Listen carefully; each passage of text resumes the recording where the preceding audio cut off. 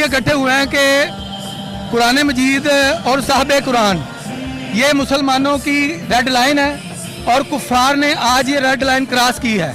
और स्वीडन की हुकूमत की सरपरस्ती में उन्होंने ये जसारत की है कि कुरान मजीद की बेहुरमती की गई है।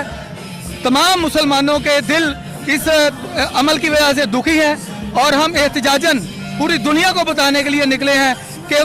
ये कुरान मजीद हमारी रेड लाइन है और कुरान मजीद हमारे लिए ज़ाब्ता हयात है। उसको जो पमाल करेगा इंशाअल्लाह हम उसको बता देंगे कि अल्लाह उसके